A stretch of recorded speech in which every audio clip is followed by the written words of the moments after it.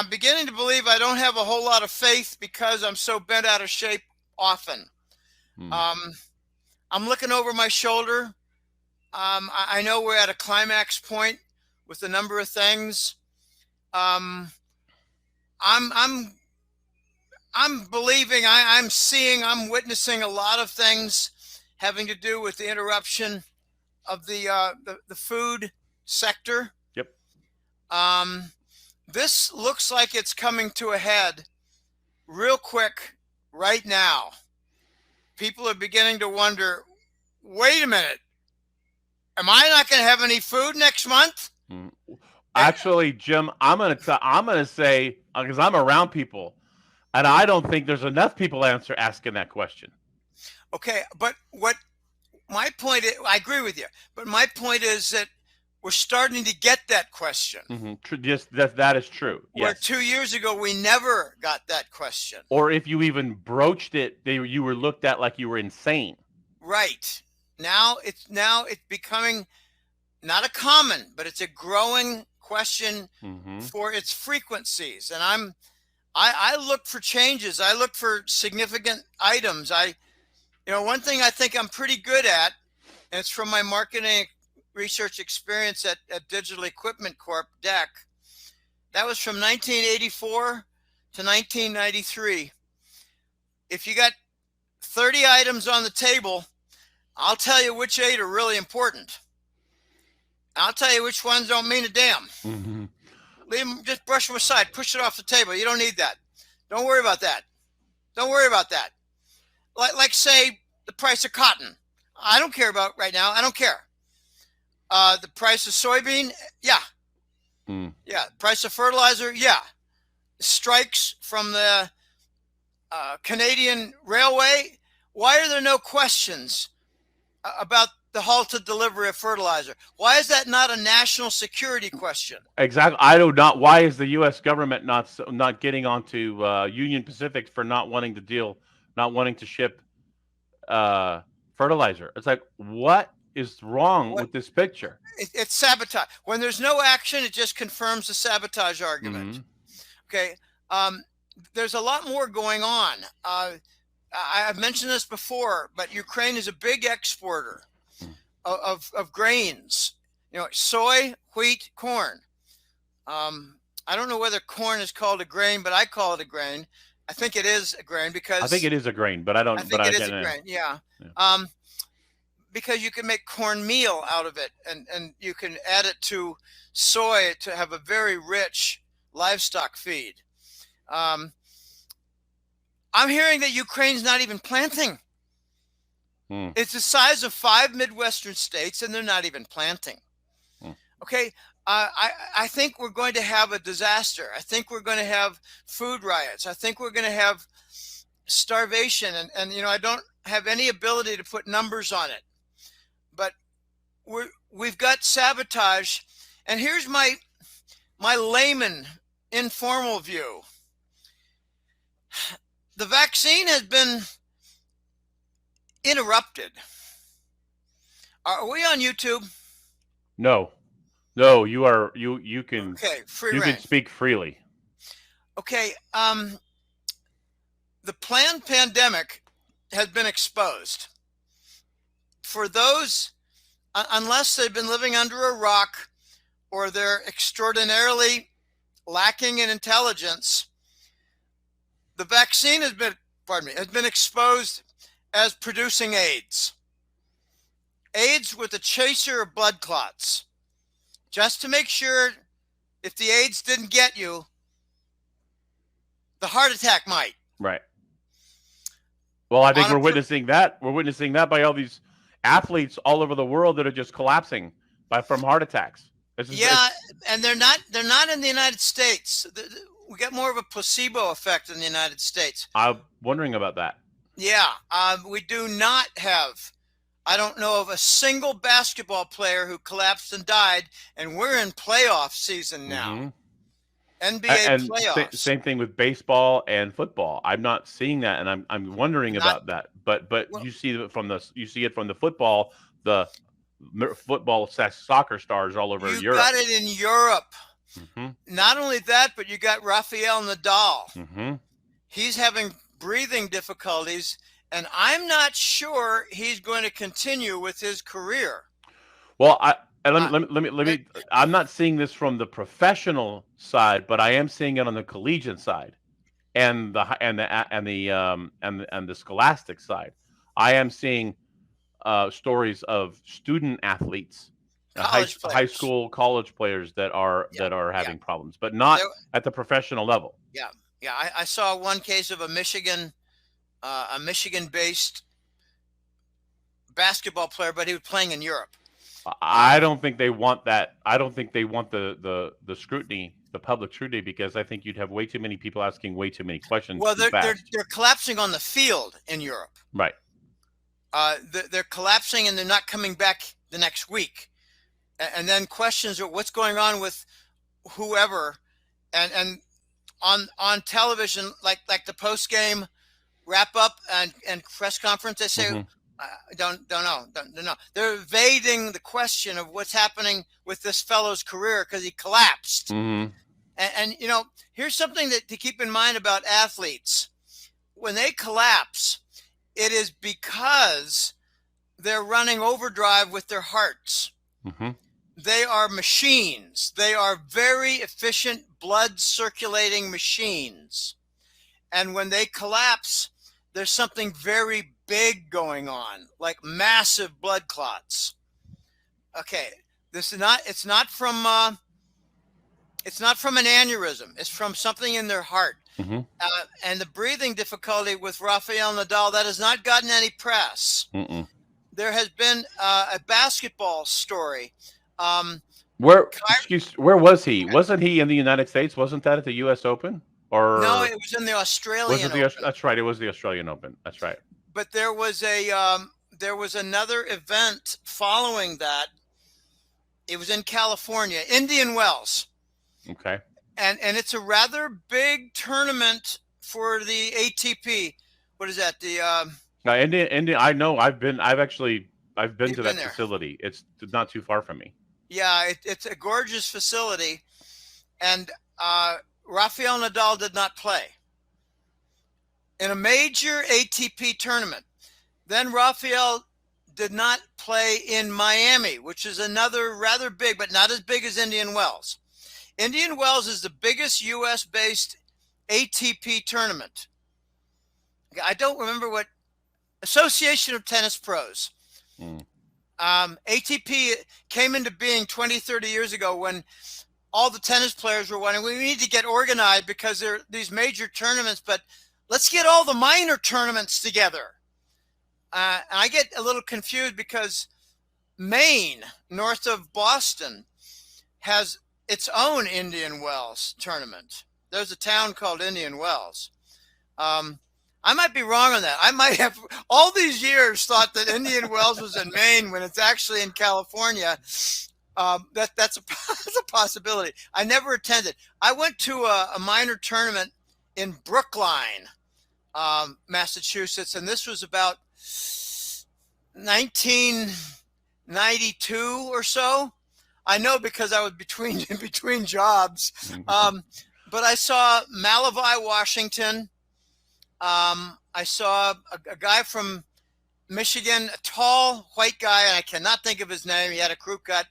Cannot think of his name. But I saw Yvonne Lendl. I remember Lendl, Bjork. That was John exciting. McEnroe, Jimmy Connors, man, you checking me back to some old names. Yeah, some old name, but I saw Yvonne Lendl, and I always got on his case because I would say he never had any emotional expression. That was his professional face, because if you get emotional on the tennis court, you make mistakes. I got emotional on the tennis court, and I would, rush the net, and instead of winning the point, I hit the ball into the net or hit the tape because I'm emotional. And I had a friend who said, "Jim, stop all that emotion. Bad for your game." Okay, but anyway, the tennis players are now talking because we have a contrast. Back to the Vax. We have a contrast of Djokovic, the number 1 or number 2 player, who did not play in Australia, even Mhm. though he got diplomatic status. Yep. Okay, he really He challenged those. he fought them tooth and nail, and for the last several years, I was always a big Nadal guy, and I thought I called Djokovic Jerkovic because I thought he was just an ass.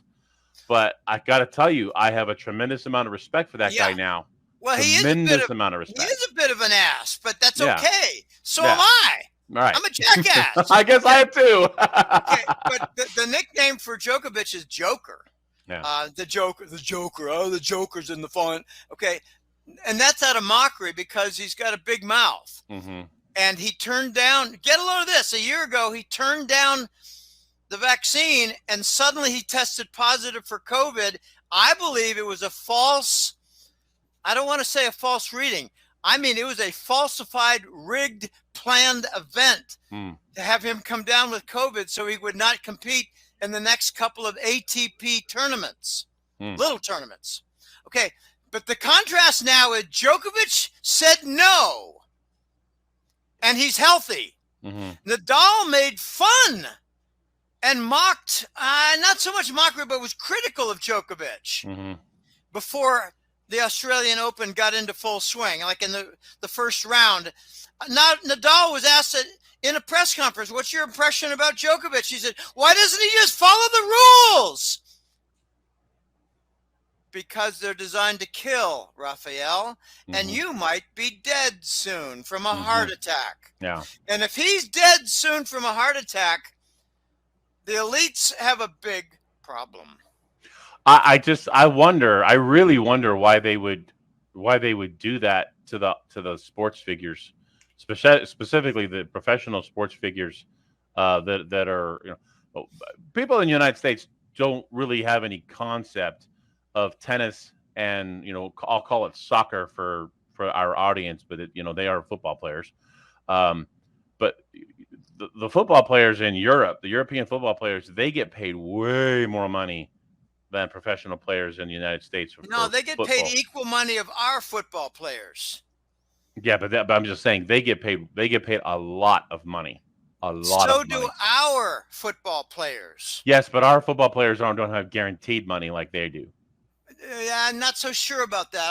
I would be very careful about that kind of a statement because I'm reading about contracts and free agencies. I follow the NFL. There is enormous money floating around. But in Europe, it might be a little bit bigger salary for their top players, but not for their average players. Okay, Mbappe, you're right. Yeah. Messi, yeah. Cristiano Ronaldo, yeah. You get down into the middle ranks. No, it's just like NFL. I'll agree with that. Okay. I was. Okay. Anyway, I think the point is that in Europe, the spotlight is on those players a lot more in their private lives. Messi is followed around a lot. Cristiano Ronaldo is followed around a lot. Cristiano Ronaldo, by the way, has a very serious gambling problem. I heard that from a European client. I mean, he'll blow like $500,000 in Monte Carlo. Wow. Yeah, he has a very serious gambling problem. Messi does not. Messi had a tax problem because he trusted some tax attorneys and accountants and they messed up. And he almost went to jail for their error. Okay, all these people are in the spotlight a lot more than the American athletes are. But anyway, let's get back to the point. My point is that we're now getting more and more attention to the food distribution. I call it integrated. Okay, you got the seeds, you got the planting, you got the fertilizer, you got the grain operator, the grain elevator operators. You got the co-ops and elevator operators now, Ron, who do not want to sell August contracts to farmers. And the farmers need the August contracts to get the money to plant the seeds. Yeah. And the co-ops are not willing to do it because they're afraid that the prices are going to come back down And the grain operators, elevator operators, co-op operators, whatever you want to call them, I just call them the co-ops. Because if you're an Iowa farmer, you combine with 6 or 8 other farms and you create a co-op and you operate together to manage and share your risk, but you deal with the futures market at the co-op. And they're wrong. They're backwards. They're thinking that corn is going to go back down toward $3 or $4. And the co-op's going to lose a ton of money by selling the August crop in an August contract to a legitimate farmer. And they're wrong. It's gone up to $8. I told people when it was 5 and 6, if you got leather balls and you want to make some good money, buy a corn contract. They probably made 4-fold on their money, 5-fold on their money. Wow. And the co-op operators are concerned about a falling corn price. Okay, so they might have instructions from some Biden official, don't sell forward contracts. That's sabotage. Okay, my point is that you got vertical integration. Mm-hmm. And the sabotage is happening at various points in this structure. Mm-hmm. I made a big point 5 years ago about how the Bush crime family was getting involved in vertical integration for purchases of the water industry. Delivering, filtering, lake water ownership, trucks to deliver, all these different things about water. Okay, well, now we're getting an education on vertical integration of the food industry. And I got one little Twitter from a client, said we have a disaster in the early Texas wheat crop. It will be almost nothing. And not because of seed sabotage, but because of drought. Okay, there's all kinds of problems, natural and sabotage. Where would you say that weather manipulation falls in on this? Weather manipulation has produced in the Southwest drought, and that includes Texas. So that's natural, but it's control of nature. That's our boys in Langley. And I'll tell you what I heard. And it's very hard to verify anything, but I heard it from more than one place. And to me, that's not a rubber stamp of approval, but it's a little bit more convincing when I hear it from disparate sources. I heard that they were trying to produce floods to destroy the Three Gorges Dam of China. I heard that too. So don't permit the rainfall in California, which the elite like. They like to see a drought in California because that will again hurt the food supply system, lower crop. Well, you know, out here in California, there's a lot of stuff that doesn't really make any sense. You know, out in I don't know if it's Rancho Mirage or Indian Wells or whatever. There's a place out there out not too far from me where Disney wants to come in and buy this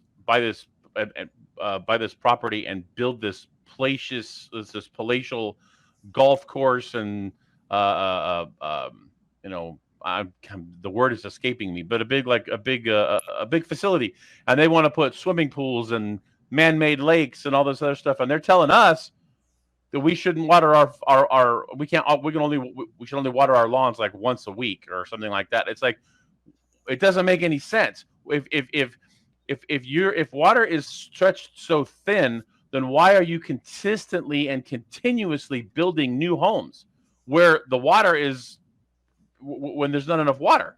It makes no sense. Are you talking about theme parks, amusement parks? No, it's not. In fact, let me look it up because well, you said a big swimming pool, so I was thinking like an amusement park area with a lot of water theme park. Disney to build residential community near Palm Springs. A Rancho Mirage, Disney themed community coming to Rancho Mirage. So, yeah. So this is it's It's called Story Living by Disney: New Home Communities Where Your Next Chapter Flourishes. So, yeah, it's like it's a housing complex, but Housing. with a housing complex with a Disney theme to it. Okay, so they're near like a theme park. No. It's like a Where's the Del amusement? Webb. I don't It's understand. What's the amusement? it's not an amusement. There's no amusement to it. It's just Oh, it's the housing complex is being built by Disney. okay, but you There's mentioned a big swimming pool. Well, I'm no part of what I was watching a guy talk about this yesterday, talking about on one of his videos, and he talked about because he actually lives near where they're doing it. When they were talking about it, we're going to build like it's like a 50,000 gallon man-made lake all in this facility. That's like, why would you be building a man-made lake if water is in short supply? It Okay, doesn't make any sense. all right. So I'm not. Fifty I'm thousand gallons. That's a small pond. and I could be wrong on the number. The Okay, point all is right. Could be that he was could be a 5 million gallon. maybe, yeah, exactly. I don't know. I don't know. All right, all right. I'm I see the misquoting it. point. Well, there's a double standard involved, and Disney, being an elite organization, would get an exemption on whatever California restrictions would take place. Mm-hmm. I'm so bothered by California politics. I just think that they should all be arrested. Yeah. And then just have requalification to get back your job. Mm-hmm. But it doesn't happen that way. Okay, I've got something that hit close to home, and I don't want to get too involved with this, but one of my high school classmates became governor of Iowa, and his name is Thomas Vilsack. And he became governor, I think about 25 years ago. And Hillary was a big part of his campaign. And he became the agriculture secretary for Obama. And then he continued as agriculture secretary in the Biden show. And there are reports out that he's been arrested for arson and sabotage of food plants, distribution plants. So this is a story to keep an eye on. And this is close to home because I used to go to movies with Vilsack. He was in my brother's class, and I was always Johnny's little brother. Yeah, okay, fine. I'm Johnny's little brother. I'm Jim. Nice to meet you. But we went to Pirate games, Pittsburgh Pirate, more than a couple times. And Vilsack stood out because he was 6'5". And when he was 14 years old to get into a movie theater, he never had to show identification because he was about 6'1", towered over the rest of us, and looked like our very young father. Okay, Tommy Vilsack, golly, if this goes to completion, there might be an execution of someone I knew in high school. That's crazy. That is very close to home, and I'm wondering if my idiotic brother, who is a Biden voter and an Obama, I'm a big fan, Jim, of Obama. I'm a big fan. Well, I wonder if my brother's going to catch wind of Biden and Obama and Hillary being in cahoots with destruction of the food industry. I think there's a lot of people that are going to have wake up calls like that. I think the evidence is going to be there, but it's going to be up to them to connect the dots. And I'm not 100% sure that some people will be. I'm pretty sure they won't connect the dots. Yeah, they're not going to. They haven't connected jack shit in dots so far. No, they're too emotionally tied to the information, and they don't see the correlations, and they just reject.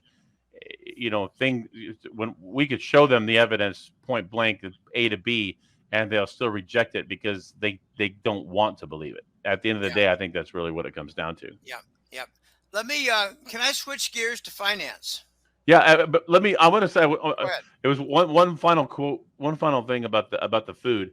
I was watching somebody the other day, and he said there's an ancient Chinese proverb. It says when there's food on the table, there's many problems. When there's no food on the table, there's only one problem. So when there's food on the table, you've got all these other, like as we would call first world problems. But if there's no food on the table, the only problem that people are focused on is food. And behind every revolt in the history books is a food problem. Mm-hmm. Food is the number one way to control the people. The number one, food and water. Yeah, well, banking is right up there. Yep, and I agree with that. But and we had 2001, we had 9/11. Pardon me, I'm about to sneeze. We had 9/11, and that integrated banking with the fascist state. Mm-hmm. And now we had 2020 with the planned pandemic, and that integrated the medical and pharmaceutical with the fascist Mm-hmm. state. And since it did not work as well as they wanted, did not produce enough deaths, did not have 100% vaccination to alter the human species, because they had a lot more placebos than they wanted, I believe that Ukraine is part of the second pass. And Ukraine is part of the food crisis. We can blame a lot of the fertilizer shortage and food. Okay, Europe imports Ukrainian food. Okay? Mm-hmm. We don't. In the United States, we don't. And right now there is a battle going on that you may not have heard about, but Brazil is not being denied fertilizer. Yeah, Brazil and Argentina are not being denied. That doesn't make any sense.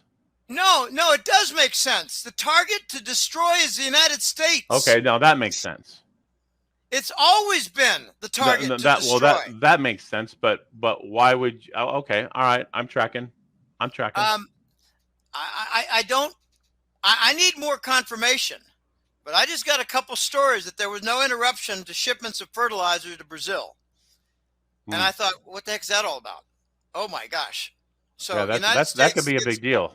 Yeah, a very big deal. So it needs to be watched because they soon might be denied. Now, if they want to make a universal global food crisis, you need to hit every continent. South America is a big continent. A lot of people don't even know much about South America. I do. I've studied it.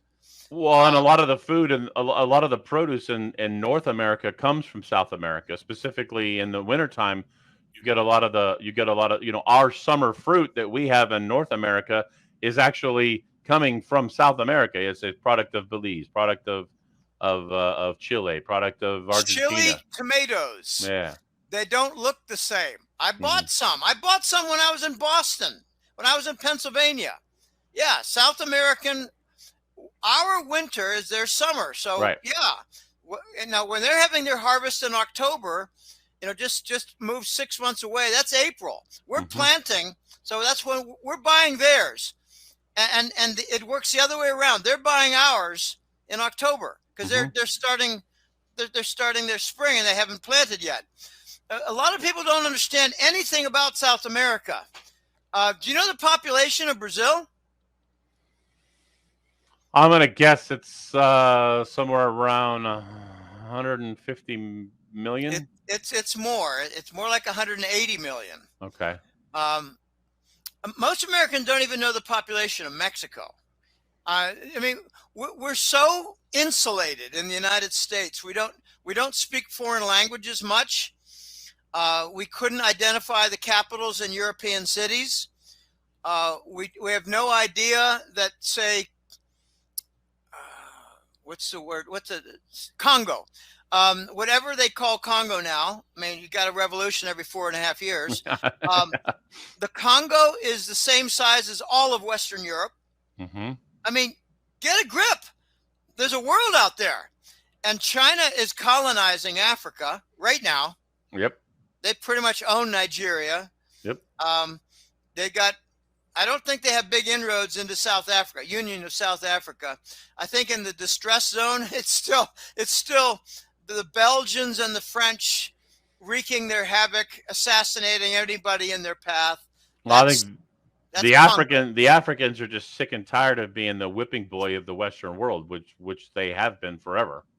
Yeah, and remember in Tanzania there was a president who was very critical Mm-hmm.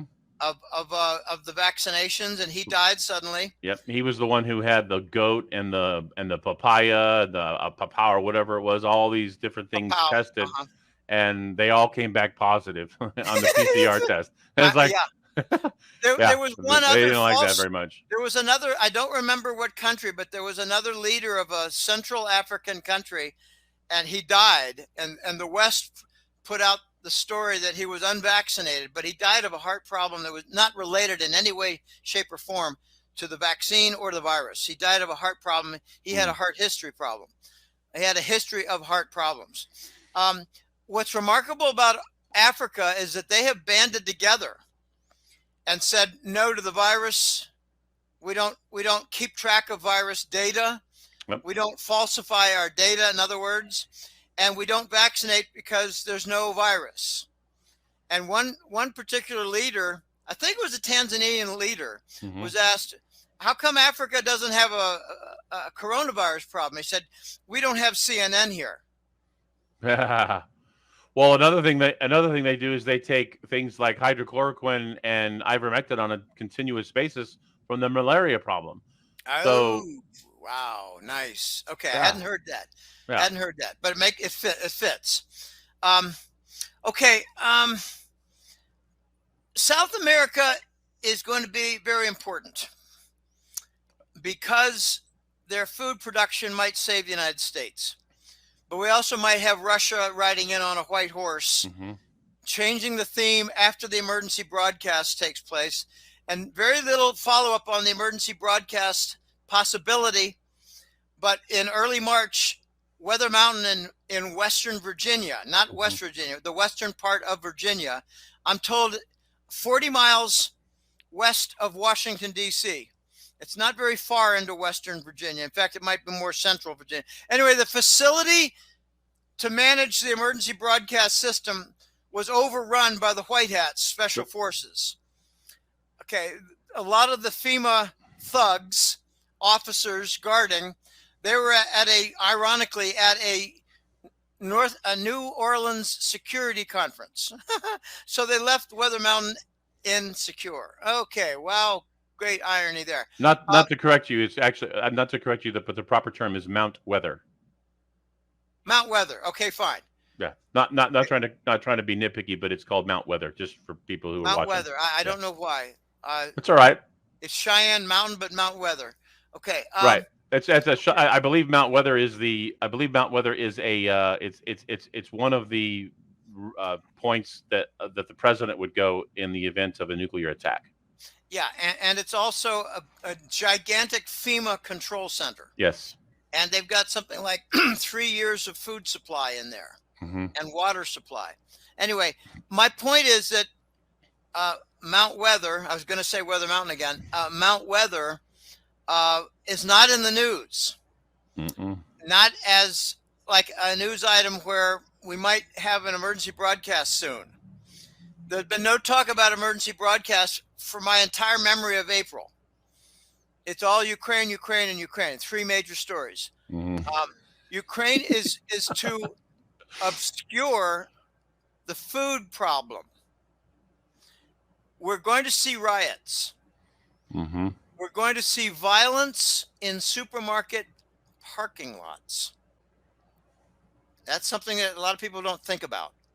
You're going to go there. You're going to be fortunate enough. They just loaded the shelves. You have some money.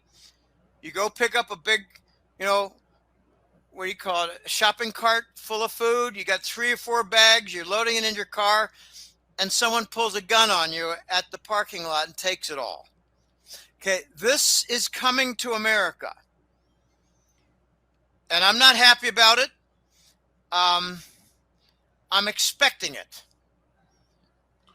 It's like, well, we're going to have a sunrise soon because it's been dark for a number of hours. Oh, Jim, why are you so optimistic? Well, no, I'm a scientist. Or the other way around. The sun is going to go down and darkness will prevail. Why are you so negative? No, I'm a scientist, and sunset follows after a period of sunlight.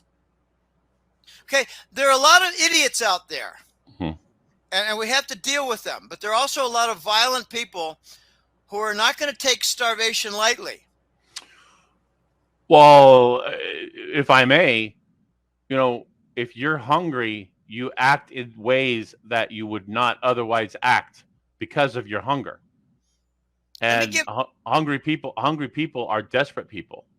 I'm going to give you a real life story that happened to me in June of 2021.